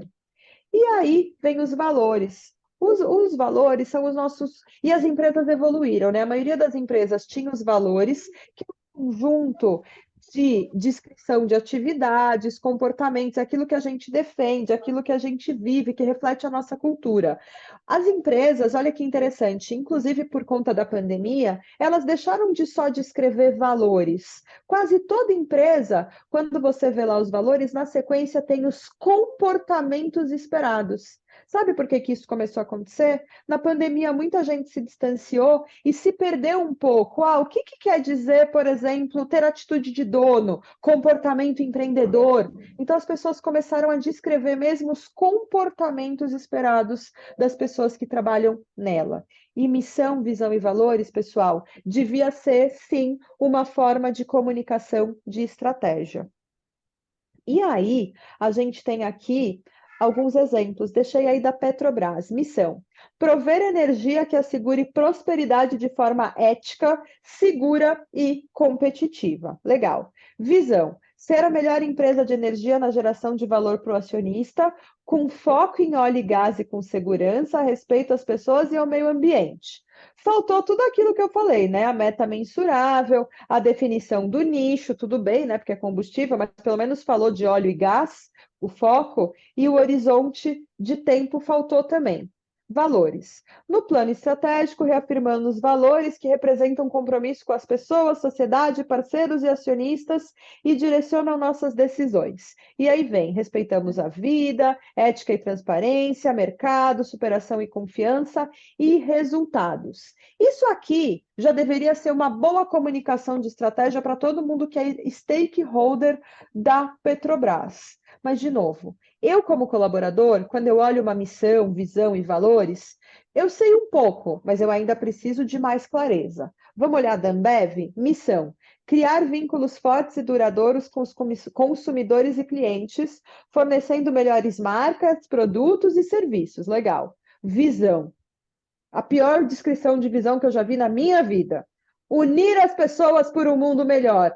Claro, Ambev, porque vocês são uma sociedade de caridade que promove festa para unir as pessoas. Não, cara, a gente deveria ter o que eu quero fazer, em quanto tempo, porque quando um colaborador tiver na dúvida, poxa, imagina assim, a visão da Ambev é unir. Aí um cliente reclamou de um problema que vai gerar um custo de reposição super alto para a Ambev. O colaborador vai olhar e vai falar: não, meu objetivo é unir as pessoas, beleza, tá liberado, não vou nem falar com o jurídico. Entendeu? Por que as nossas visões precisam ser melhor explicadas? E aí eles têm 10 valores, 10 princípios que vão falar da essência da cultura deles, tá? E aí vão falar de gente, nosso sonho, cultura, outros 10, pessoas excelentes. Os valores e a cultura da Ambev são maravilhosos, extremamente fortes. Todo mundo sabe o quanto a eficiência dessa empresa é incrível, invejada e modelo.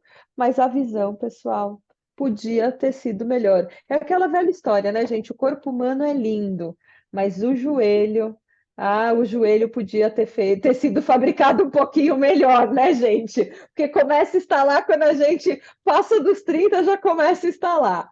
Bom, turma, algumas referências aí de missão, visão e valores. Elas não precisam mudar sempre, mas elas precisam trazer norte e elas precisam ir mudando ali depois de um horizonte de 3 a 10 anos. Os valores importam para a gente mostrar que comportamentos são legais para a nossa empresa. E eu achei super legal. Eu estava vendo um vídeo de um rapaz que tinha feito uma visita para os navies americanos, aquela parte do exército que é super de elite, que eles são super de alta performance e tal. E ele estava falando o seguinte, que lá eles fazem uma definição dos comportamentos das pessoas, que se você tem baixa performance e baixa confiabilidade como ser humano, beleza, ninguém te quer no time. Só que aí, se eles pegam pessoas que têm alta performance, altíssimo resultado, mas baixa confiabilidade, eles tiram também, porque aquele comportamento não é bem quisto. No exército, que a vida de um depende tanto do outro. Eles preferem pessoas que têm uma performance um pouco menor, mas o comportamento de confiança adequado, do que o contrário. E olha que engraçado, né? Nas nossas corporações, a gente tem tantas métricas para medir a performance. Como é que a gente mede comportamentos? Não é fácil. A vida do líder, pessoal, ela não é fácil. Bom, a gente olhou aqui visão, missão e valores, e aí a gente tem algumas ferramentas que a gente usa para o planejamento estratégico. As ferramentas de planejamento estratégico a gente vai começar a falar na aula 2, que elas são super legais e a gente vai fazer algumas atuações. O que eu vou pedir para vocês que a gente vai fazer de atividade, daí eu já vou dar um intervalo, eu gosto muito de mão na massa nas aulas. Eu vou montar vocês em grupos, e aí cada grupo vai escolher, eu já vou dizer, na verdade, estou pensando se eu deixo vocês escolherem ou eu digo, mas eu vou montar os grupos aqui e vou disponibilizar para vocês material de 3 empresas. Vou disponibilizar um case da Dell, vou disponibilizar um case da BYD, aquela que a gente pensa que é essa montadora, mas na verdade é uma empresa de energia limpa, e vou disponibilizar um case da Nestlé. Atenção, quem for ler BYD e Nestlé só precisa ler as 6 primeiras páginas, não precisa ler tudo, as 5 ou 6 primeiras páginas, porque o arquivo tem 60 páginas, é um arquivo imenso. Poxa, Vanessa, por que você não cortou o arquivo para mandar para a gente? Bom, primeiro porque todo mundo é grande, consegue entender a orientação que é para ler até 6, mas também porque, se você tiver tempo, é super legal ler esses relatórios das empresas. Um dia que você tiver tempo e tiver curiosidade, vale a pena, é uma leitura que vale a pena, tá? O que a gente vai fazer no nosso Mão na Massa? Eu vou distribuir para vocês. A gente vai guardar no coração e na memória quem é o nosso grupo, que depois nas outras aulas, na aula que vem, atividade 2 para nota, a gente vai usar o mesmo grupo. Hoje é uma prévia para atividade 1 para nota. A gente precisa passar por essa fase para a gente fazer a atividade 1 para nota na semana que vem, tá?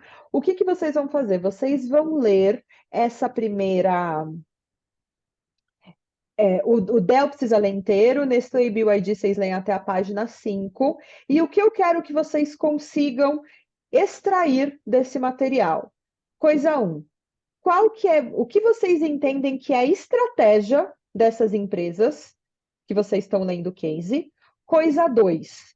Igual o mapa que eu fiz da Southwest de atividades, eu queria que vocês conseguissem desenhar... Peraí, vou chegar lá. O mapa de atividades das empresas que vocês vão estar estudando, tá? Esse é nosso objetivo, conseguir entender quais são as atividades importantes da empresa que compõem a estratégia, as atividades que se interligam da empresa que vocês vão ler, tá bom? Eu vou fazer o seguinte, eu vou disponibilizar aqui no bate-papo o material e vou dar 10 minutinhos de intervalo. Pode ser até 9h25. 9h25 vocês voltam, o material vai estar aqui, e aí vocês já vão saber, daí eu abro as salas. Aliás, se vocês quiserem, para vocês ganharem tempo, eu posso até dizer quem vai ficar com qual tema. Quer ver? Eu já vou falar,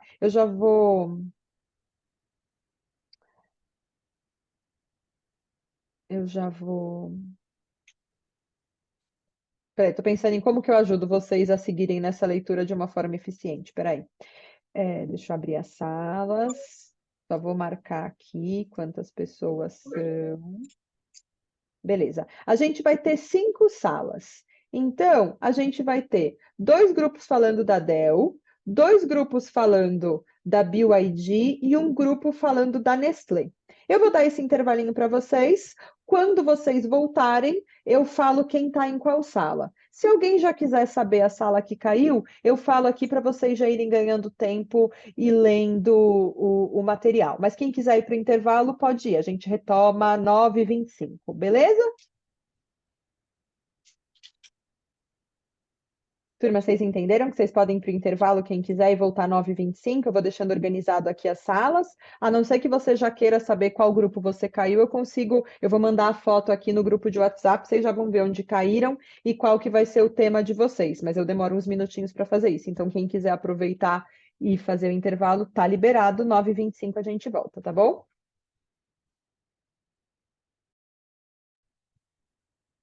Bom, turma, eu já mandei os arquivos. Lembrando, Nestlé e BYD só precisa ler as 5 primeiras páginas, no máximo a 6ª página, não é para ler o arquivo inteiro. Dell vai acabar lendo tudo que tem 4 ou 5 páginas também, tá?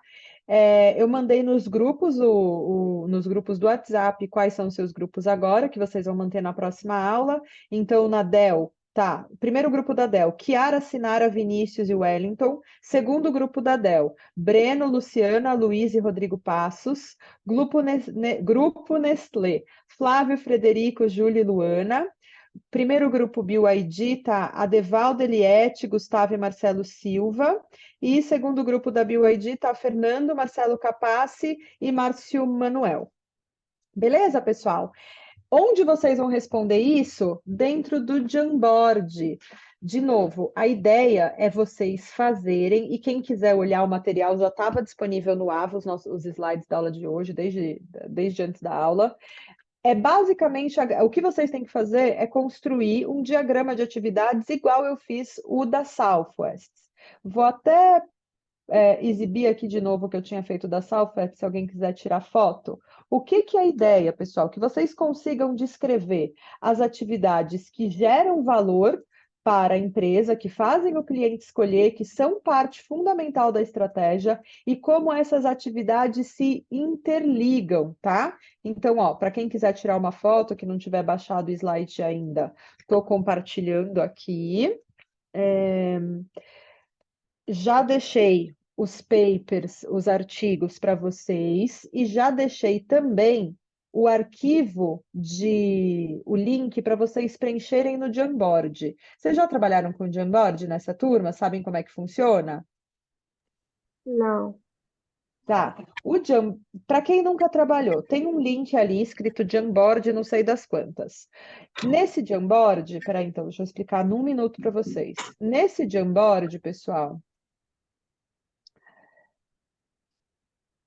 esse aqui é o Jamboard, turma. Ele é um painel colaborativo. Se uma pessoa escreve, cola um post-it, todo mundo consegue. Repara que bem aqui no meio, você consegue, tem esse quadradinho, 1/6. Você tem que procurar o número da lousa do painel referente ao número da sua sala. Então, se você tá na sala 1, se você é Dell 1, você vai para a sala 1. Se você é Dell 2, você vai para a sala 2. Se você é Nestlé, você vai para a página 3. Vou até botar um post-it aqui. E o que você faz? Você consegue pegar nessa barra do lado os post-its e você consegue também escrever com texto. Então, o quarto elemento você pega um post-it, o penúltimo elemento você pega a ferramenta de texto para escrever. Então, por exemplo, aqui eu vou anotar BYD 1.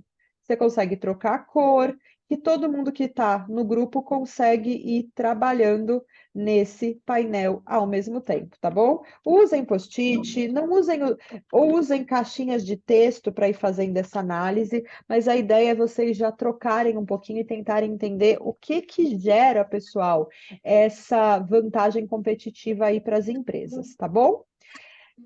Alguma pergunta antes de eu abrir as salas, turma? Bem acelerado, hein, professor? Oi? Você é bem acelerado, hein? Aqui a velocidade é alta, é verdade, Rodrigo. Mas, ó, estamos PDFs ali para vocês baixarem. Eu dou um tempinho de aula que é justamente para vocês lerem. Isso é base para o que a gente vai fazer na semana que vem. Maressa, foi pouco tempo. Imagina, das 9h30 às 10h15, não consegui desenhar esse mapa com o meu grupo. Não se preocupem, isso a gente é base para o que a gente vai trabalhar como atividade para nota para a semana que vem, tá? A ideia é que vocês leiam e consigam entender o que são essas atividades que são importantes, tá bom, pessoal? Beleza. Show. E aí, bom, já já vou exibir de novo o diagrama aqui da Southwest, que é a base do que vocês vão fazer. Vou apertar agora, pessoal, para abrir as salas. Não esqueçam de trocar os contatos, ver quem é seu grupo. Às vezes alguém vira e fala, esqueci quem é meu grupo. Por sorte, hoje eu já tirei foto, mas normalmente é sua responsabilidade saber quem está no seu grupo, para a gente montar o mesmo grupo na semana que vem. E, por favor, também chamem, vocês conseguem me chamar na sala se vocês tiverem qualquer dificuldade, tá? Eu vou apertar o botão para abrir as salas, vocês têm que estar olhando aqui para a minha tela para vocês apertarem o ingressar. Uma dica: se você não conseguiu ingressar e você clicar, tem lá microfone, tela, microfone, câmera, tem os botões aqui embaixo no seu Zoom. Tem 3 pontinhos. Se você não conseguiu entrar na sala, você clica nesses 3 pontinhos, vai estar lá escrito ou salas ou breakout rooms, você consegue entrar por lá também. Beleza, pessoal? Dicas de Zoom também temos. Vou abrir as salas. Atenção, valendo.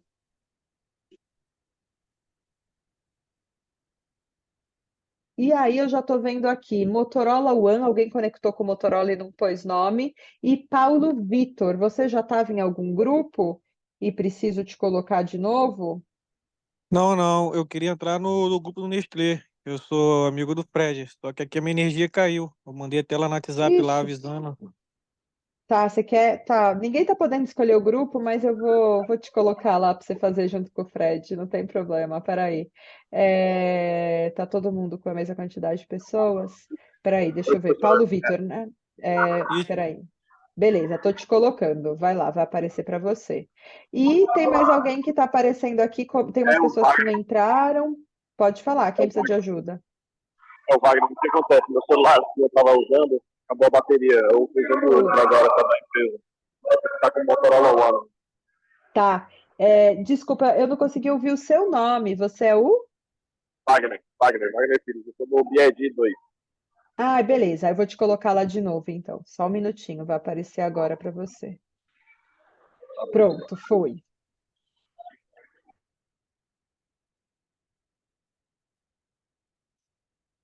E aí, quem ficou aqui, que foi Marcelo Silva, Gustavo Gomes e Vinícius, vocês precisam de ajuda? Marcelo, Gustavo, Vinícius, se vocês precisarem entrar no grupo, me deem um alô. Estou aqui, Flávio. Se você precisar tirar dúvida ou caiu ou quer que eu jogue seu dispositivo na outra sala que você está, só me falar.